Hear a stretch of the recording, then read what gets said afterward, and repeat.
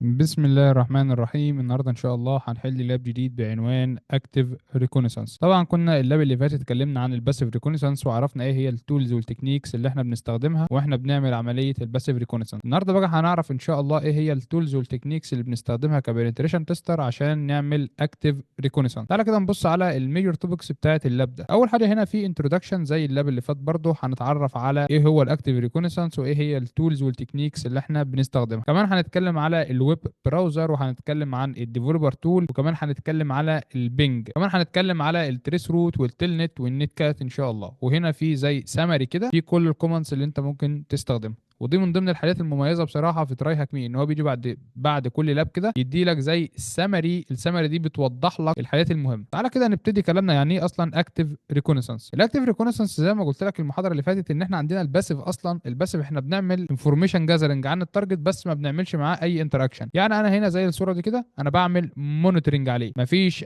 اي انتراكشن انا بعمله. انما هنا في الاكتيف ريكونيسانس انا بعمل انتراكشن مع التارجت ده، يعني انا بتفاعل معاه. ايه بقى التولز والتكنيكس اللي احنا بنستخدمها اللي هنتكلم عنهم ان شاء الله النهارده؟ هي البينج، هنتكلم كمان على التريس روت والتلنت والنت كات. تعالى كده نبتدي كلامنا في الويب براوزر. دلوقتي انت لما بتفتح الويب ابلكيشن، يعني انت وانس ان انت قدامك ويب ابلكيشن، الويب ابلكيشن ده لو انت فتحته عادي في المتصفح بتاعك، فانت غالبا انت عندك طريقتين للاتصال. يا اما عن طريق الاتش تي تي بي وده بيشتغل باي ديفولت على بورت 80، وعندك الاتش تي تي بي اس وده باي ديفولت بيشتغل على بورت 443. طب لو انت ما انتش عارف الفرق بين الاتش تي تي بي والاتش تي تي بي اس، الاتش تي تي بي هو مش انكريبتد او مش سكيور زي الاتش تي تي بي اس، لان الاتش تي تي بي اس بيستخدم الاس اس ال اللي هي السكيور سوكت لاير، والتي ال اس اللي هي الترانسبورت لاير سكيورتي، ودي السيرتيفيكتس اللي بيستخدمها عشان ينكريبت الداتا بحيث ما حدش يقدر يعمل لها سنيفنج. انت دلوقتي ممكن تسالني سؤال، لما انت بتيجي تفتح لوب ابلكيشن في المتصفح فوق هنا مش بيظهر لك ليه البورتس ديت؟ يعني ما بيظهرلكش ليه مثلا الهوست وبيجي بعده في الاخر البورتات دي باي ديفولت، انما انت ممكن عادي تفتح الهوست بتاعك على بورت تاني. يعني هنا في المثال ده موضح لك هنا ده شكل الهوست اهو، وهنا في الاخر قلت له انا عاوز اروح على البورت اللي هو ده اللي هو 8834. فانت لما تفتح اليو ار ال ده تفتحه هنا في الصفحه هنا فوق هيظهر معاك البورت. يبقى كده هيظهر معاك ليه؟ لان انت هنا مش بتستخدم الديفولت بورت. طيب تعالى كده نتكلم على الديفلوبر تول. انت عندك هنا الديفلوبر تول، من خلالها ممكن تشوف هنا الكونتنت بتاع الصفحه اللي قدامك. يعني خلينا نعمل كده كنترول شيفت اي، هتلاقي هنا بقى في ملفات الجافا سكريبت، هتلاقي كمان في الكوكيز اللي متخزنه عندك از ا كلاينت سايت، هتشوف مثلا الريكوستات والريسبونس اللي بتروح وتيجي وهكذا. فهنا الديفلوبر تول دي من اهم الحاجات اللي انت ممكن تركز عليها برضو، لان غالبا هنا بيكون في ثغرات زي مثلا الاكس اس اس. في برضو اكستنشن مهمه بنستخدمها في عمليه الاكتيف ريكونسنس زي مثلا ايه، زي الفوكس بروكسي، في كمان اليوزر ايجنت سويتشر اند مانجر، وكمان في الوابلايزر. ليه لما يعرفش الفوكس بروكسي؟ لو انت جاي من باك جراوند باج هانتنج مثلا او بين تيست، فانت اكيد اتعرضت للبيرب سويت، وعشان تستخدم البيرب سويت لازم تنزل الفوكس بروكسي عشان تعمل انتجريشن ما بين البيرب سويت وما بين البراوزر بتاعك انت، عشان الريكوستات اللي بتطلع من المتصفح تظهر عندك في البيرب سويت وتعمل لها اناليسيز. فانت الفوكس بروكسي دي بتخليك تبدل البروكسي بسهوله يعني. انما بقى اليوزر ايجنت سويتشر اند مانجر دي بتقدر تبدل اليوزر ايجنت، يعني تخلي نفسك كانك بتفتح الموقع ده من جهاز تاني. يعني مثلا ممكن انت يكون معاك جهاز مثلا ماك بوك والموقع يشوف ان انت جاي مثلا من جهاز ويندوز، فهنا دي بتفيدك في ان انت بتشوف ازاي الموقع بيتعامل مع الاجهزه المختلفه او المتصفحات المختلفه عموما. كمان في الوابلايزر دي من اهم الاكستنشنز اللي المفروض تكون عندك لو انت بنتريشن تيستر او باج هانتر. ليه؟ لان هي بتدي لك انفورميشنز عن التكنولوجي اللي الموقع ده بيستخدمها. يعني على سبيل المثال مثلا هنا في الصوره دي كده، هنا مثلا مدي لك ان ده الموقع ده سي ام اس يعني كونتنت مانجمنت سيستم، يعني مثلا زي وورد بريس او جمله او دروبل او ايا كان. كمان موضح لك هنا الاوبريتنج سيستم سينتوس هنا، وكمان هنا موضح لك السي دي ان اللي هو الكونتنت ديليفري نتورك، تحديدا هنا كلاود فلير. كمان بيدي لك هنا البلوجز، كمان برضو بيدي لك نوع الداتابيز. فدي كلها انفورميشنز بتفيدك. كمان هنا مدي لك نوع الويب سيرفر ده اباتشي ولا نيجينكس ولا اي اس، وموضح لك هنا كمان الفيرجن بتاعه. فدي من اهم الحاجات اللي انت المفروض بتجمعها از ا بنتريشن تيستر، وبتدي لك نظره عامه كده عن التكنولوجي اللي اللو ابلكيشن ده بيستخدمها. طيب تعالى كده نشوف المثال ده او في السؤال ده. بيقول لك ان انا عايزك تعمل براوز للويب سايت ده. طيب خلينا كده نفتح الويب سايت ده في تاب جديده. ماشي، وهنا بيقول لك من خلال الديفلوبر تول هو عايز يعرف هنا عدد الاسئله. يعني هو هنا عايز يعرف ايه التوتال نمبر بتاع الاسئله هنا. طيب خلينا كده نروح مثلا، خلينا هنا نعمل كنترول شيفت اي. يس تعالى كده نشوف الاسئله. يس تعالى هنا كده، ادي هنا عدد الاسئله 3 6 8. يس يبقى هنا عدد الاسئله كام؟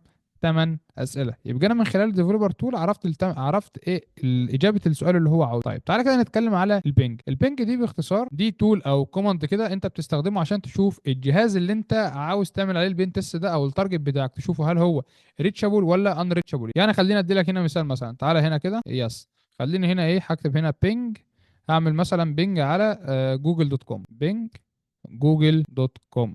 يس، لو لاحظت هنا بيقول لي هنا ايه، بيرجع لي هنا ريبلاي. يعني انا هنا بعت بينج ريكوست، رد عليا هنا بايه، ببينج ريبلاي. طب انت هنا دلوقتي بيظهر قدامك ريكوستات كتيره جدا. خلينا نعمل كنترول سي. لو انا عاوز احدد عدد الريكوستات اللي تروح، فانا هنا هاجي رايح جاي له ايه، ماشي انا عايزك هنا مثلا تعمل لي بينج، وهاجي رايح جاي له هنا داش سي. داش سي هنا يعني اختصار لكلمه كاونت، يعني عدد. وهاجي رايح جاي له انا عايزك تبعت لي 5 ريكوستات بس عند التارجت ده اللي هو جوجل دوت كوم. اوكي، لو لاحظت هنا هو بيبعت الريكوستات، هو بعت ريكوست 2 3. لو لاحظت هنا ايه، ادي 1 2 3 4 5. يعني هو بعت 5 ريكوستات بس زي ما انا قلت لك. يبقى انا دلوقتي كان قدامي اختيارين، يا اما اخليه يبعت ريكوستات الى ما لا نهايه، او ان انا ايه احدد له عدد الريكوستات اللي هو يبعتها بس. ودي هنا موضح لك زي طريقه الاستخدام اهوت، ما فيهاش اي مشكله. لو جيت هنا بصيت هنا في المثال ده بيقول لك هنا ايه، لما انت عملت بينج على على الهوست ده، قال لك هنا الهوست ده او الديستنيشن هوست ان ريتشابل، يعني اصلا مش ظاهر على الانترنت. يعني الكوماند اللي هو بينج ده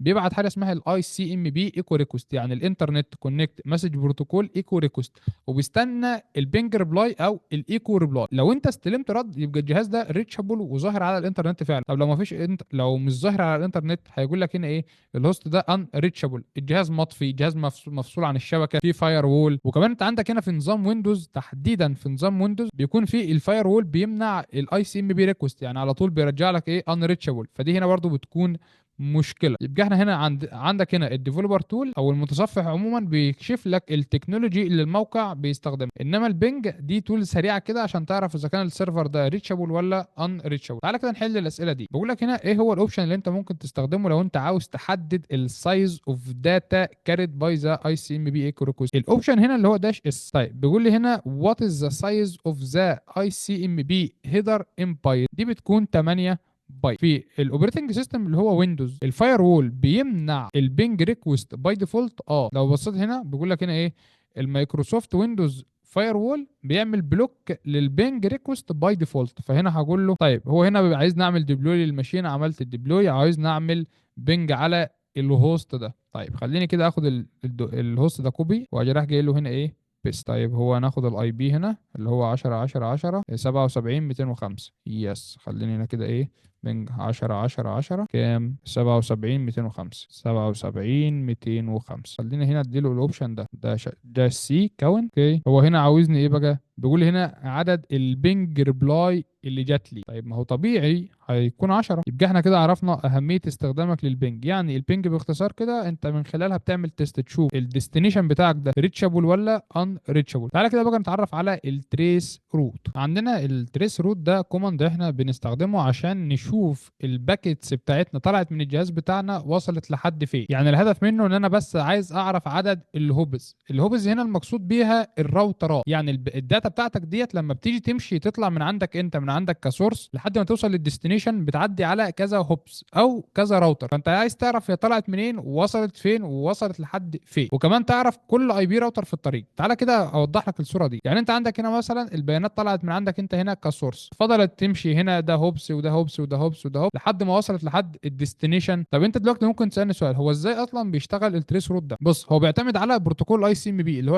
الانترنت كونكت مسج بروتوكول عشان يخدع الراوتر ويرد بمكانه. هو ده بيستخدم حاجه اسمها التي تي ال اللي هي التايم تو لايف. تعالى كده اوكي، التايم تو لايف. التايم تو لايف دي هي عدد الراوترات اللي الباكت مسموح تعدي من خلالها. كل راوتر بيعدي عليه الباكت بيجي له تي تي ال بواحد. يعني انت لما توصل للتي تي ال بزيرو الراوتر بيرمي الباكتس خلاص وبيبعت لك اي سي ام بي يقول لك ايه التي تي ال اكزيستنج. طيب هو ازاي اصلا بقى التريس روت ده بيشتغل؟ يعني هو بشكل فعلي كده ازاي بيشتغل؟ هو اول حاجه بيبدا يبعت باكت بواحد بس، يعني بيبعت تي تي ال بواحد، ده بترد عليه من اول راوتر. بعد كده تي تي ال بتساوي 2، ده بيوصل للراوتر الثاني ويترد وهكذا لحد ما يوصل للديستنيشن او للسيرفر اللي انت عاوزه البيانات توصل له، وده يبقى اخر هوبس بالنسبه لك. يعني خليني هنا اوضح لك في المثال ده. هو هنا انت كتبت التريس روت وبتروح كاتب الدومين، فانت هنا بتشوف الداتا بتاعتك او الباكيتس بتاعتك طلعت من فين وصلت لحد فين في الاخر. لو لاحظت هنا هو هنا خد كام هوبس؟ طيب هنا خد 14، يعني هو طلع ادي 1 2 3 4 5 6 7 لحد هنا ما وصلت لحد 14 هوبت. طيب لو لاحظت هنا هتلاقي في هنا علامة النجمة دي في بعض السطور المعينة. معنى كده ايه؟ معنى كده ان الرد ما وصلش اصلا، يعني الراوتر ده ممكن يكون بيبعت الاي سي ام بي ريكوست. طيب دلوقتي مثلا بتلاقي في بعض السطور اللي قدامك دي الرد بيجي فيها اكتر من اي بي، يعني ما بيجيش اي بي واحد بس، بيجي اكتر من اي بي. طب معنى كده ايه؟ معنى كده ان الشبكه دي فيها لود بالانسر او راوترز متغيره بتتغير. يعني في برضو بعض الحاجات اللي عايز اقول لك عليها، ان في بعض الراوترات مش بترد خالص اصلا، يعني هي مش بترد اصلا لا بريكوست ولا بريبلاي ولا اي حاجه خالص، ودي بسبب ان هي بتكون محميه او مش متفعل عليها ان هي ايه، الاي سي ام بي ريسبونس. طيب لو لاحظت هنا دلوقتي هتلاقي ان الاي بي بتاعت رايحك مي اتغير. طيب ليه بقى؟ يعني انت شفته هنا هو اتغير في التريس روت، وده بسبب ان في هنا الموقع ده وراه سي دي ان، يعني كونتنت ديليفري نتورك. يبقى احنا هنا عرفنا استخدام التريس روت واهميته ايه. يعني انت من الاخر كده انت عايز تشوف بس من خلال التريس روت ده البيانات بتاعتك طلعت من فين ووصلت لحد فين. بعد ما اتكلمنا في التيل نت وكمان اتكلمنا في التريس روت والبنج، تعالى بقى نتكلم في النت كات. النت كات ديت يعني بتاخد لقب السويس ارمي نف، يعني سكينة الجيش السويسري او السكين السويسري. يعني ايه بقى؟ يعني استخداماتها كتيرة جدا، يعني كتيرة جدا فوق ما تتخيل. يعني هي بتشتغل از ا كلاينت، يعني ممكن هي اللي تعمل الكونكشن بالسيرفيس. كمان ممكن تشتغل كسيرفر، يعني تستقبل اتصال على بورت. وكمان هي بتدعم التي سي بي واليو دي بي، وسريعه جدا جدا يعني. فدي من ضمن المميزات بتاعتها، ودي طريقه الاستخدام بتاعتها. انت بتكتب ان سي بس وتيجي رايح كاتب الاي بي وتيجي رايح مديها البورتس بس كده. وهنا دي الاوبشنز بتاعتها. يعني انت هنا لو عاوز تشغلها از ا listener بتستخدم الاوبشن اللي هو داش ال. لو عاوز مثلا تحدد سبيسيفيك بورت نمبر، عايز مثلا النوميريك اونلي، الفيربوس اوتبوت، الفيري فيربوس هنا ماشي. فدي كل الاوبشنز بتاعتها، يعني ما فيهاش ما فيهاش اي مشكله. طيب بيقول لك هنا ايه، انا عايزك هنا تعمل ديبلوي للفي ام. اوكي، وعايزني هنا استخدم النت كات عشان اعمل كونكشن بالفي ام على بورت 21، وعاوزني اعرف الفيرجن اللي شغال بتاع السيرفر ده. اوكي خلينا هنا اكتب له ايه نت كات، واجي رايح كاتب له هنا الاي بي اللي هو 77.205. اوكي بعد ما كتبنا هنا الاي بي وكتبنا النت كات وكتبنا البورتس، خلاص هنا ده الفيرجن بتاعنا 017. هنا بقى موضح لك هنا في الاخر، جايب لك عامل لك زي كوليكشن كده لكل الكومنتس المهمه اللي انت ممكن تستخدمها. يعني بيقول لك ازاي تشتغل او ازاي تشغل البنج على نظام لينكس او ماك، ازاي تشغلها على ويندوز، ازاي تشغلها على لينكس والماك، وازاي تشغلها على الويندوز. وكمان هنا ازاي تستخدم التيل نت والنت كات از ا كلاينت، وكمان ازاي تشغلها از ا سيرفر. وكمان هنا موضح لك ازاي تجيب الديفلوبر تول شورت كات من خلال ويندوز او لينكس، بتضغط على كنترول شيفت اي. لو من على الماك فانت بتعمل اوبشن كوماند ار. يبقى احنا خلال اللاب ده اتكلمنا في ايه؟ اتكلمنا فيما يخص الاكتيف ريكونسانس، اتكلمنا عن الويب براوزر، اتكلمنا عن البينج، عن التريس روت، اتكلمنا عن التيل نت كمان، وكمان اتكلمنا على النت كات. طبعا موضوع الريكون مش مقتصر على كده بس، في تفاصيل تانية كتيرة يعني، ولكن احنا بنتكلم هنا بحكم النولجمنت اللي موجودة هنا في خلال اللاب ده. فبكده انا خلصت اللاب بتاع النهارده، اشوفكم على خير ان شاء الله في لاب قادم. سلام عليكم.